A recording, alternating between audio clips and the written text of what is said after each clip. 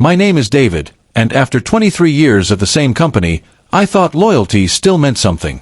I started there fresh out of college, full of energy and ideas, and over the years I worked my way up from an entry-level analyst to senior manager.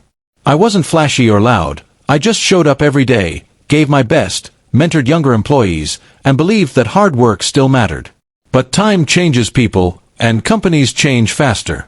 When our new vice president, a sharp, ambitious man named Carter, came in 2 years ago, everything shifted. He was the type who saw experience as old-fashioned and loyalty as complacency. I tried to adapt to his style, to be part of the new direction, but no matter what I did, he made sure I felt like my years of dedication were suddenly a weakness. He'd call me old school in meetings, half joking, half mocking, and loved reminding everyone that the future belongs to those who move fast. I stayed quiet, even when it stung. But the breaking point came one afternoon when he gathered us all for a department meeting. He announced a restructuring plan, fewer senior roles, leaner operations, and more agility. I listened carefully as he laid out the changes, and when he finished, I realized what it meant for me: more work, less say, and no recognition. When I asked a simple question about how my team's roles would be affected, he smirked and said, "Well, David, maybe it's time you take a step back and let the younger folks run things." The room went awkwardly silent. I smiled, but something in me shifted right then. 4 years, I had stayed out of loyalty, believing it would be valued. But in that moment, I knew it wasn't respect keeping me there anymore. It was fear. Fear of starting over at 51. Fear of being seen as too old to matter. That night, I talked to my wife, Emily, and she said something simple but powerful: maybe it's time you stop proving yourself to people who stopped looking. The next morning, I wrote my resignation letter. When I walked into Carter's office and handed it to him, he raised an eyebrow. "You're quitting? Are you sure that's wise at your age?" I nodded.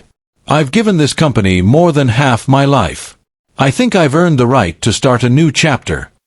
He leaned back, smirking. "You'll never find another job like this, David. Not at your age.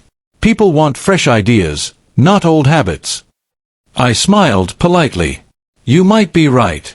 But fresh ideas don't come from age, they come from perspective." He chuckled, dismissively, and waved me off.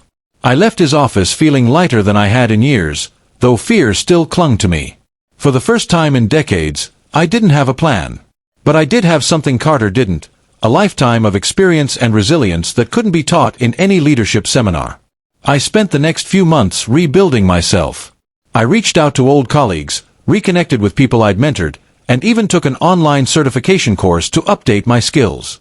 I didn't expect much, but one of my former interns, now a director at a fast-growing logistics firm, called me after seeing a post I made about leaving my old job. "David," she said, "we're building a new operations team. I need someone with real leadership, not just titles. You in?" I hesitated only for a second before saying yes. Within 2 weeks, I was back at work. Different company, smaller team, but a culture built on respect. My new boss valued my input, asked questions, and trusted me to guide the younger staff. It wasn't long before our division outperformed every other region, and I found myself more motivated than I'd been in years. A few months later, our company attended a national industry conference. As fate would have it, Carter was there too, representing my old employer. When he saw me across the room, his smirk vanished. "David," he said, clearly surprised, "didn't expect to see you here. Looks like you landed on your feet." I smiled. "Better than that, actually. Turns out the job market's not so bad for people my age." He forced a laugh, but I could see the realization hit him. He hadn't broken me, he'd freed me. That night, on my way home, I thought about how close I'd come to believing his words, how easily fear can disguise itself as comfort. Walking away wasn't easy, but it was necessary.